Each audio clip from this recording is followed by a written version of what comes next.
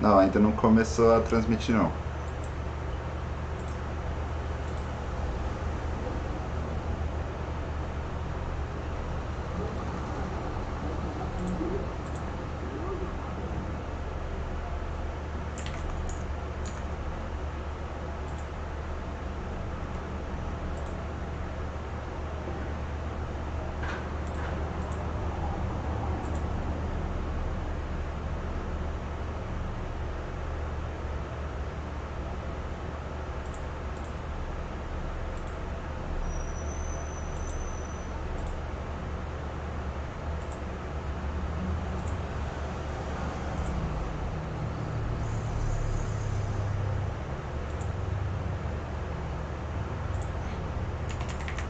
Só um instantinho, pessoal, tá dando um probleminha aqui.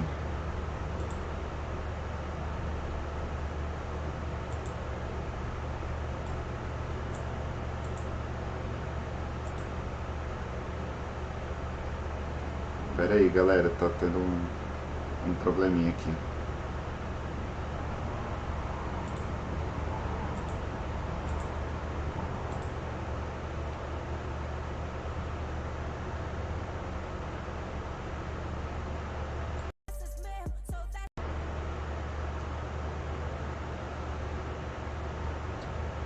Ó, eu vou começar, hein?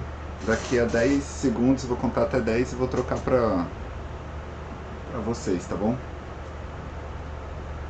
10, 9, 8, 7, 6, 5, 4, 3, 2, 1, valendo!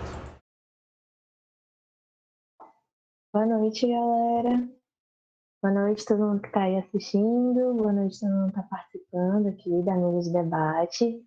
Bem-vindos ao último debate da Vida Criativa 2021. Eu quero começar agradecendo a todo mundo que está aqui, os nossos participantes, quem está assistindo e também a equipe que está organizando esse evento, que foi maravilhoso. Foi mesmo muito criativo, né, em tempo de pandemia. E é isso, muito obrigada. Bom, meu nome é Lara, eu atuo como agente comunitária no Instituto No Setor e hoje eu vou estar aqui mediando essa conversa. Esse debate é do eixo social. O tema da nossa conversa hoje vai ser crise e alternativa de existência. E antes da gente passar para a fala dos nossos convidados, eu vou pedir para cada um deles se apresentarem de uma forma bem breve, coisa rápida, só para a gente saber quem é quem e a gente poder começar essa conversa mais familiar. Acho que eu vou seguir a ordem alfabética aqui, começar pelo Abder, por favor, se apresente, Abder.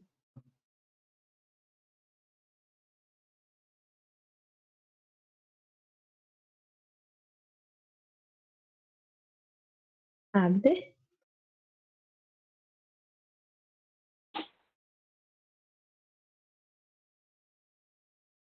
Oi, desculpa, porque você deu uma travadinha aqui para mim. Meu nome é Abder, eu sou militante da Ocupação Cultural Mercado Sul Vive, trabalho aqui no Instituto de Invenção Brasileira.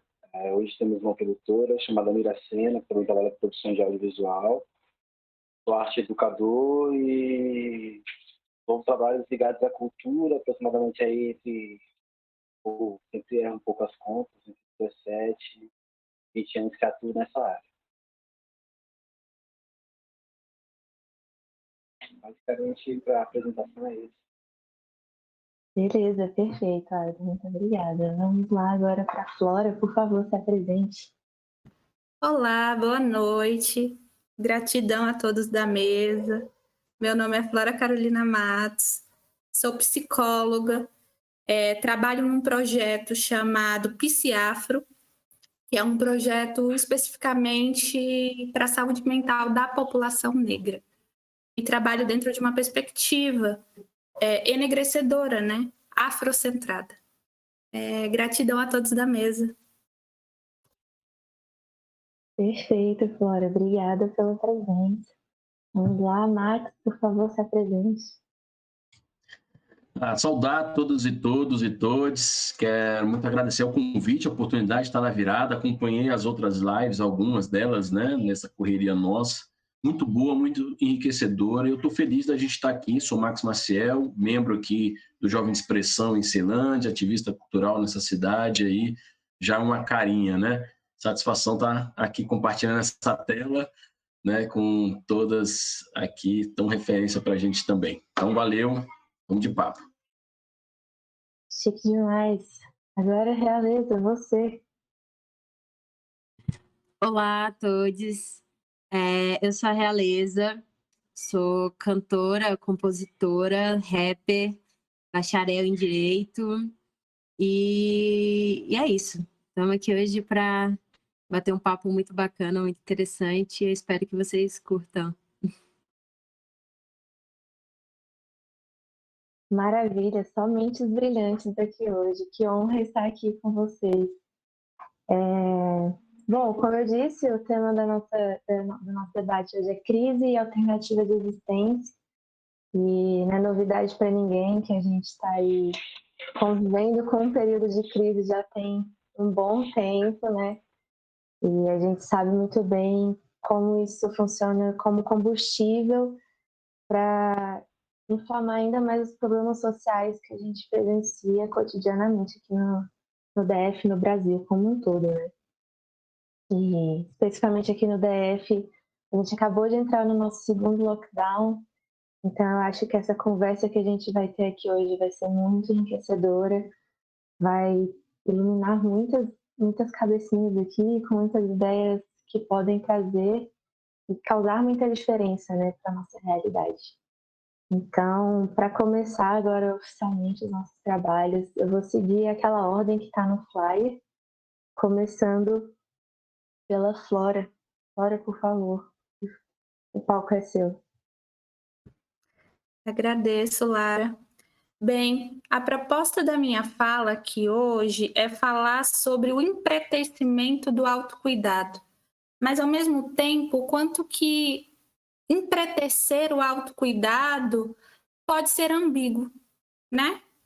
Porque se a gente fala sobre saúde mental e saúde mental para a população preta, a gente fala então de um resgate e não de um enegrecimento. A gente fala de um resgate de uma cultura e de uma construção, né? A gente, a partir de um olhar que é muito embranquecido, acredita que saúde mental é algo individualizante. Mas a gente aprende com os nossos ancestrais que não. Que falar de saúde mental é falar sobre a coletividade. Não tem hoje como a gente falar de saúde mental se a gente não falar de acesso. Acesso à cultura, acesso à saúde pública, acesso às artes, acesso ao cuidado, né? E falar de percepções e de escuta.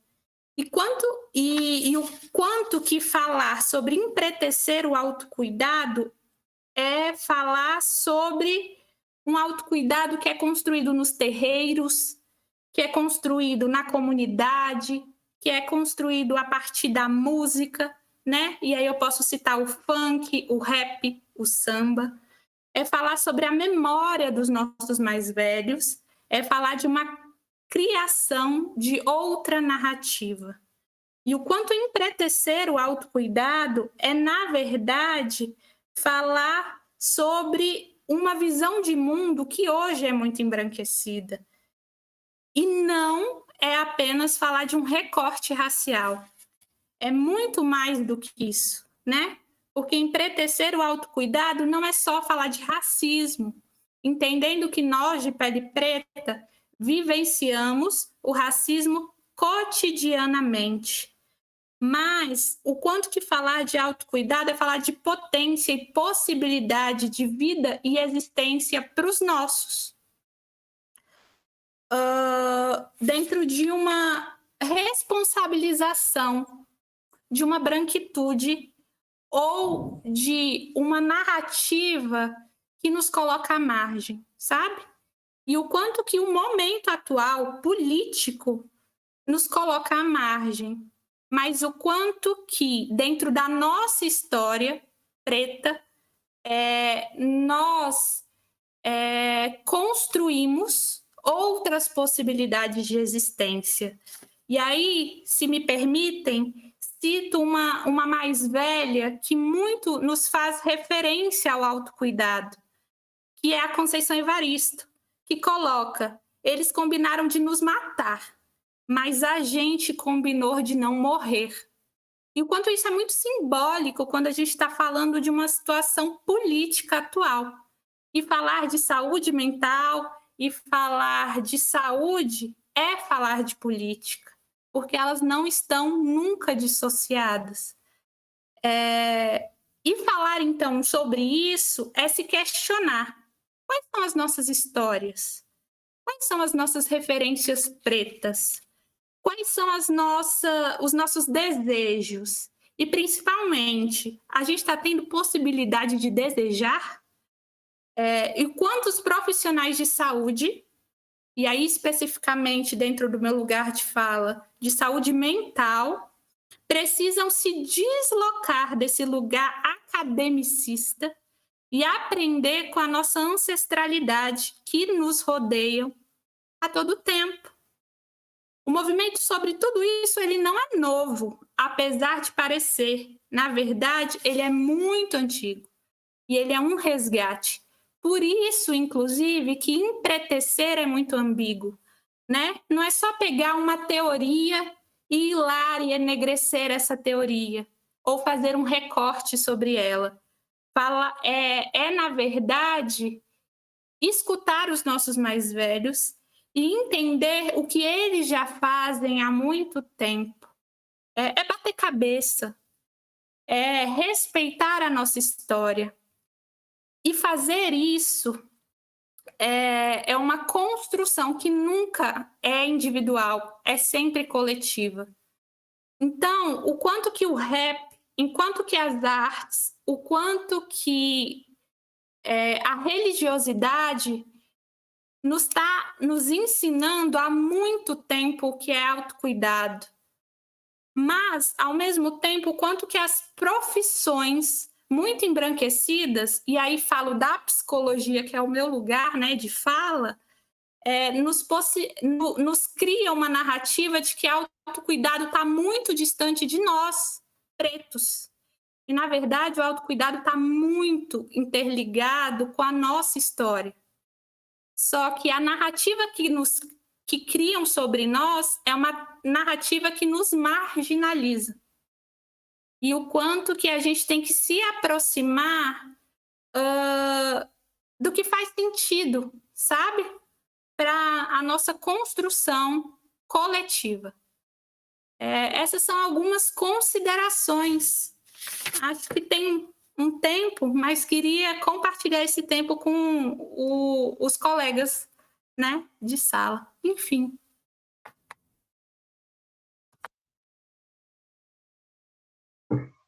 Muito rico isso que você falou, Flora. Falando um pouco assim do meu local de espectador, assim, de pessoa que visualiza algumas coisas acontecendo ali no setor comercial, é bem perceptível como essas questões elas estão muito presentes, assim, que a população de rua, a gente sabe que a maioria é negra, né?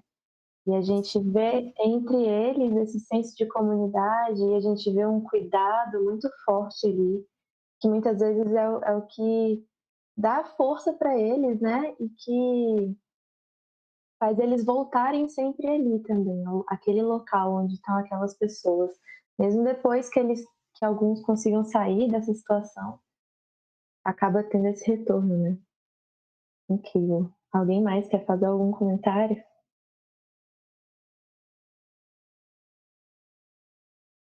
Beleza, então eu vou passar para o próximo da lista, que é o Max. Lara, muito obrigado. Quero também parabenizar a Flora pela fala, saudar aqui os nossos intérpretes, Caio, Vera Lúcia, muito gratidão aí por estar somando com a gente. Bem, vamos nessa toada, né? Quando eu recebi o convite, eu vi esse termo, né, da chamada do tema, que era crise alternativa de existência. Eu fiquei refletindo muito sobre tudo isso, né? O que seriam as crises em potenciais sobre a nossa ótica e nossa construção, e o que seria, né, as alternativas frente à nossa própria existência. E aí o tema da periferia ao centro, ela casa muito com isso, né? Porque a crise aqui para nós ela é sistêmica, né?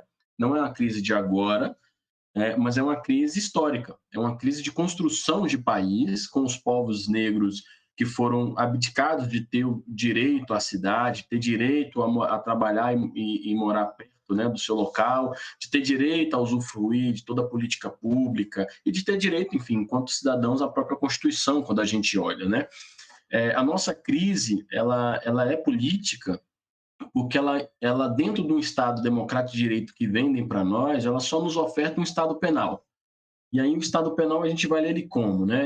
A gente não vai ler ele só do ponto de vista da polícia que hostiliza de forma repressora permanentemente esses territórios, como forma, né, histórica de fundação, de concepção, de manter os privilégios da elite, né, de manter os bens e as propriedades daquela elite, de fazer o controle social desse território. Estou falando de Estado penal enquanto projeto de cidade, né? Quando dizem aqui para nossa amiga Realeza que o Sol Nascente vai ter uma Vila Olímpica porque vai reduzir violência, e não porque é um direito da população do Sol Nascente ter acesso à cultura e ao lazer, né? Vai balizar a distribuição de equipamentos, de oportunidades conforme o índice de violência. Isso é Estado penal, né? Porque a gente não quer chegar nesses níveis, a gente nem imagina chegar nesses níveis.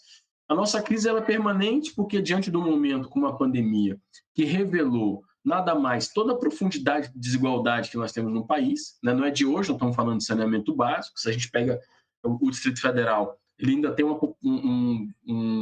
uma considerável parte da população sem acesso ao saneamento básico, né? Tem 20% da população sem acesso ao saneamento básico, você ainda tem parte do Sol Nascente que não tem, você tem a Santa Luzia na estrutural que não tem, você tem a galera do Código lá de Planaltina que não tem, Café Sem Troco, ou seja, vários territórios, né? Quando a gente fala de higienizar, de cuidado com a limpeza, nós estamos falando de acesso à água, né? Que é um direito difuso.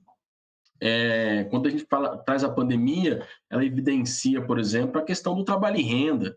Né? Como é que você pede para a população ficar em casa, sendo que a maioria dela no nosso território está concentrada, ora, numa informalidade, que ela não tem condição de pensar um cálculo de comida do mês, fazer a compra do mês, ela faz o da semana, faz o do dia, porque vai depender de quanto ela arrecada, de quanto ela, né, vai conseguir ir para si naquele dia, no seu corre, e aquela outra parcela da população que está intrinsecamente relacionada à sobrevivência do processo da crise da pandemia, que é o chamado serviços essenciais.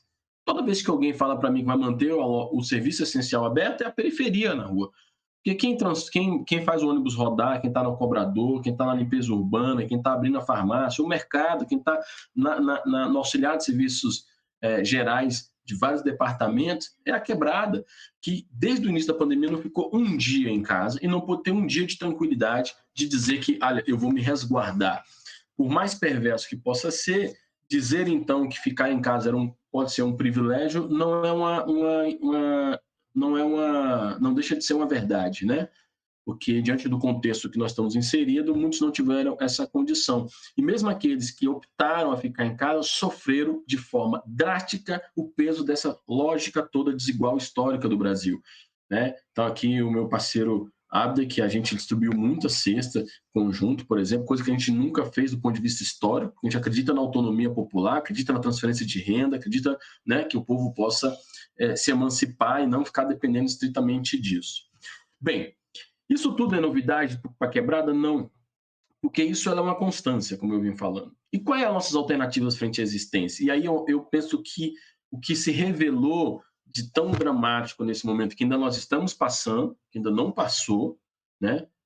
Inclusive o vírus, ele também, o seu tratamento, ele seguiu essa lógica desigual, né? Ou seja, a gente não viajou para a Europa para pegar ele, mas no final das contas é a periferia que está morrendo, enquanto a elite conseguiu se preservar, né? Isso também é importante dizer. Nós temos de acesso à saúde, por exemplo, né? Acesso à saúde é fundamental, né? De hoje nós estamos reclamando de leitos, né? A frente da existência é justamente o fato da gente se reconhecer. Apesar de ainda termos uma dificuldade de construção de senso de comunidade, a gente conseguir se estabelecer enquanto território. E a periferia é o centro por quê? Porque é dela aqui que está o processo de inovação, de interação, de suporte, de superação, de funcionamento dessa lógica sistêmica chamada cidade toda. Funciona porque a quebrada vai acordar primeiro, não adianta. Se a quebrada não acordar primeiro, não vai ter baú na parada, não vai ter pãozinho quentinho chegando na casa de ninguém, não vai ter o café sendo feito, entendeu? Então a gente não tem dessa de um dia que a gente desceu, é o dia que a gente não descer, porque a gente está descendo todo dia, fazendo essa lógica funcionar, enquanto ao mesmo tempo eles dobram as suas riquezas, né? Então a nossa alternativa de existência é conseguir se enxergar nesse território, de imaginar que a gente não precisa sair daqui, propriamente dito, para reconhecer as nossas potências, para reconhecer as nossas vulnerabilidades, a gente já sabe, né? Mas as nossas oportunidades. Talvez esse momento de frente à existência, a gente nunca falou tanto de horta comunitária como estamos falando agora. A gente nunca falou tanto da importância do olhar solidário do território, porque como alguns pais e mães continuaram trabalhando, as escolas fecharam, você tem esse ambiente que não tem nenhum, sabe... Não estou falando de um lugar que eu tenho, sei lá, 1.000 metros quadrados, né, Abner, que possam nossos filhos correr, Rebeca, pelo quintal. Não estou falando de territórios com 40, 50 metros quadrados, onde a criança não tem para onde ir, não tem condição de ter cuidado, mas a própria comunidade em si se organizando a cuidar dos filhos, né, daqueles que estão saindo para trabalhar, para poder ficar um pouquinho mais com tranquilidade. É o alcance que a gente começou a enxergar da gente consumir produtos locais, né? Que vão de diversas variáveis, né? Você tem, com o agravamento da pandemia, pessoas produzindo de tudo em casa para se virar, para incrementar a renda, e a gente começando a compreender a importância da valorização territorial local, né? Do pequeno, daquele que a gente pode fortalecer, que não é pequeno do ponto de vista, né, econômico, pode ser pequeno, mas ele é gigante do ponto de vista de interação no território. Então, as alternativas frente à existência nada é do que a organização popular. Nós precisamos focar muito nisso. Eu queria muito trazer esse debate, que por exemplo, se a gente não tivesse nesse momento de pandemia, certamente a gente estaria nesse momento no setor comercial sul, com uma virada criativa formidável, entrelaçando toda uma economia criativa pulsante, que vai desde o artista, como Rebeca, que pode estar cantando, o Abder, que pode estar